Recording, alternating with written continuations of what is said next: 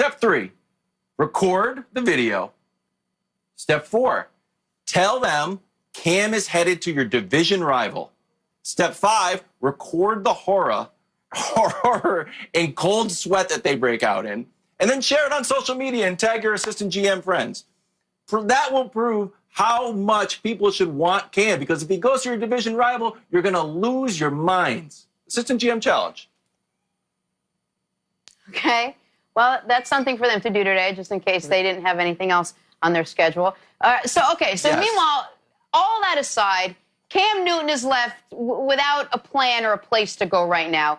Nick, where do you want to see Cam land? Well, I think the Chargers, for all the reasons they worked for Brady, they would work for him. The Dolphins could also work as well. I'll elaborate on that in a moment. But to jump off Kevin's point, and I don't say this often, Wild's got it exactly right. And this is something where teams can't, where not often enough do teams within the game or within an offseason ask themselves, what is my opponent hoping I do, and then do the opposite. I talk about this on 4th and goals from the 1-yard line all the time. Should you go for it? Well, your opposition is praying you kick a field goal, so don't do what they want you to do. I'm a Chiefs fan, as evidenced by everything behind me. If I got the text alert that the Chargers have signed Cam Newton, I am devastated. I'm like, you gotta be kidding me. They're going from Tyrod Taylor to Cam. They're going from Phillip Rivers and his 20 interceptions to Cam. So if it would make the Chiefs upset, then the Chargers should do it. Wild, you're a Patriot fan. If you got the news the Miami Dolphins had signed Cam Newton, you would be totally bummed out. So, Jenna, to answer your question, those are two teams that need a quarterback, even if Miami's going to draft one. If they draft Tua, he probably needs a year. And it checks Wild's boxes, the assistant GM challenge of it would really bum out everyone who you're competing with if you added Cam Newton. But, Jenna, those are the two teams, Chargers and Dolphins, that I think make the most sense. Greg, where do you want to see Cam land? Yesterday I mentioned the Denver Broncos. They have a young quarterback. Obviously, they drafted Drew Lock in the 2nd round. And Driscoll, Jeff Driscoll, to back him up. But I think Cam would be a great fit in Denver. I think Cam would be a really good fit with the Miami Dolphins. However, they have their eyes set on potentially getting Tua Tagovailoa. So you don't know how realistic that is. And so with that being the case, the Chargers are left out there, and they could potentially move up in the draft and try to grab Tua as well. And then the New England Patriots. The New England Patriots is probably where Cam Newton will end up. Why? Because of everything that Kevin just said and Nick just said.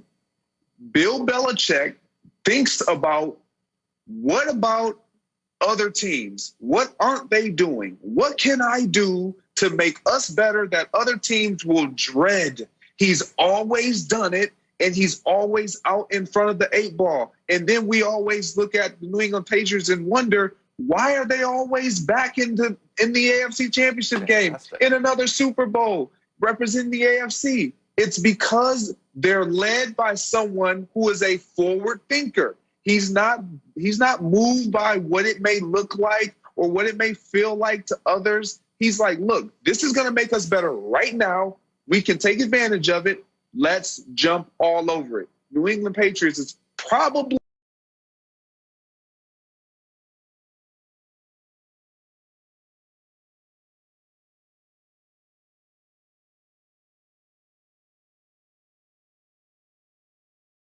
nope, I'm not going to even say probably. That's where Cam Newton will end up. Stresses Nick out, but Wild, one happy man right now. Go.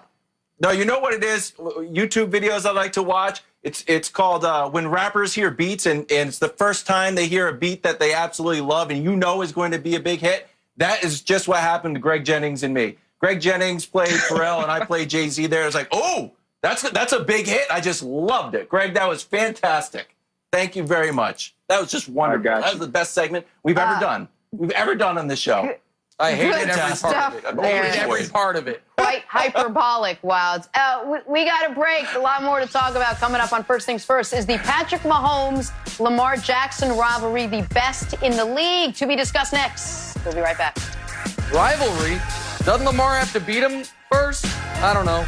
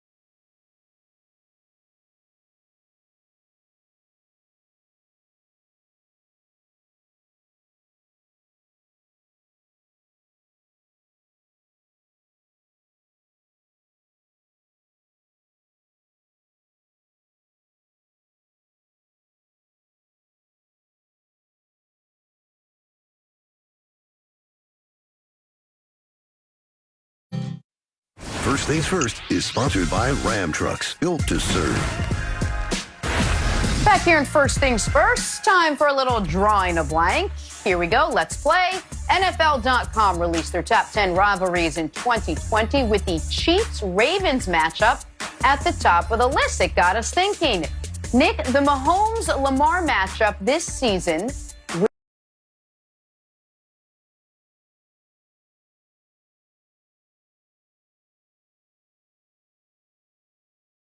history. Why can I say that? New playoff format. Only only one team per conference gets a bye. The 1 seed has never mattered more. These are clearly the 2 best teams in the AFC. The winner of this game gets the tiebreaker, likely the inside track to the all-important 1 seed under the new playoff format. So I say, Greg Jennings, it's the game of the year. And I say colossal for that last reason you gave. There is only one team in each conference, that, as you alluded to, that gets the bye. And so these are the better teams in the AFC. I think one of these teams will get that bye because of what we've seen in their past. So I like the word colossal. Best 2 quarterbacks in the AFC now with Deshaun Watson in there. You don't get any bigger than this game. Jenna, I'm going with Bears dependent because I do agree that this is the game of the year. But if the Bears could sign Cam Newton, when Chicago had to go into Carolina, Cam would come in breathing literal fire, scorch the field, and that would be my game of the year. So unless that happens, this is still the game of the year. But otherwise, Cam back to Carolina game of the year. Good stuff, Wow. All right, let's move on and talk some New England Patriots. And the recent report that the Pats sniffed around on former Panthers quarterback Kyle Allen before he was shipped off to Washington. So, Nick, the Patriots sniffing around Kyle Allen means blank. Nothing. Kyle Allen is what he is. A guy who bounced around a bunch of colleges, a guy who's going to bounce around a lot of NFL teams, never be a meaningful starter. Those numbers that we're showing for Kyle Allen look mediocre. They look even worse when you remember the first game he ever played, he had 4 touchdowns, no picks. That means the rest of the year, 13 touchdowns.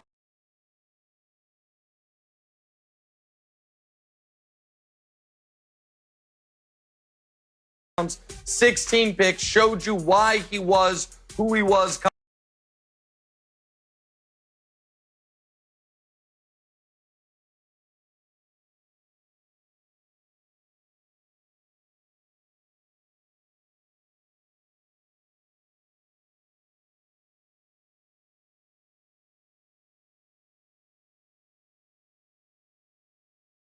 Going to make something special happen.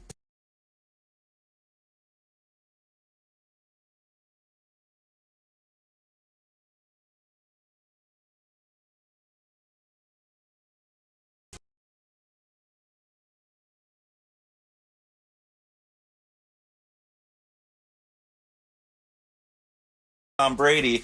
I called my guy. I was like, hey, it looks like it's going to be a Stidham thing. I heard this news. I had to call him back. I said his name's Dino. I said, Dino, we got to hold on.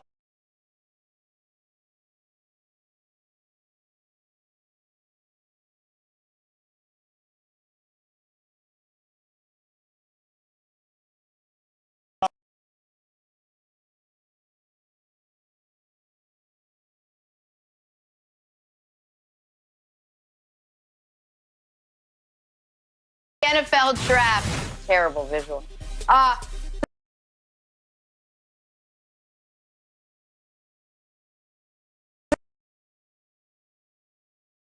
One moment, Jenna, but I want to explain for the audience because I've seen Wild's tattoo.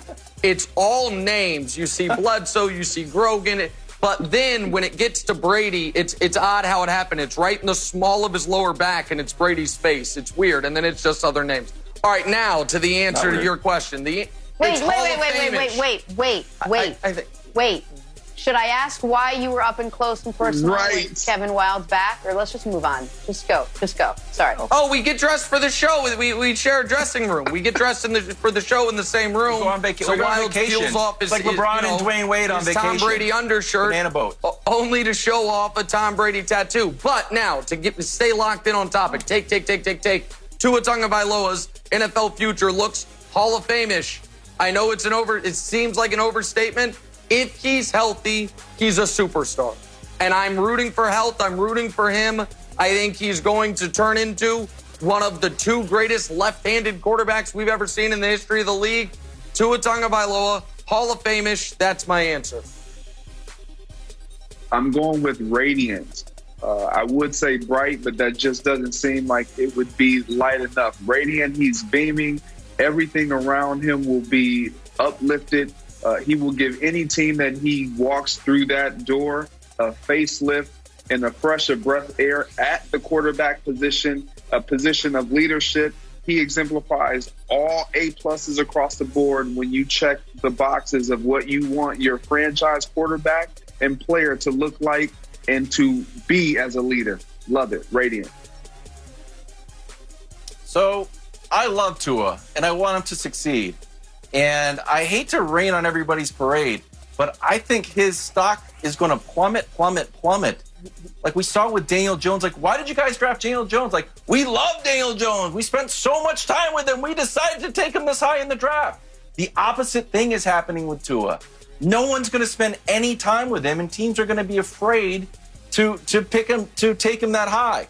So I think my favorite TV show is Antiques Roadshow, where these grandmothers come in, they're like, oh, I found this in my attic. I don't know what it is. It's like, you know what you have there? You have a franchise quarterback that nobody was paying attention to that you got in the bottom of the first round. Congratulations. It's a long bridge you oh, built. My gosh, I didn't realize long bridge this. to build there. That works. It's a great show. That whole analogy worked. That whole thing worked. I'm worried about his durability. I'm worried about those injuries and durability. I'm kind of with you, Wilds. All right, let's move on to Antonio Brown now. Thank you. When AB was asked on Instagram if he was going to Baltimore, he replied that teaming up with Lamar and his cousin Hollywood Brown would be a, quote, scary sight. So, Nick, Antonio Brown on the Ravens would be blank. Terrifying. As much as I have just had a visceral dislike for all of Wild's answers in this segment,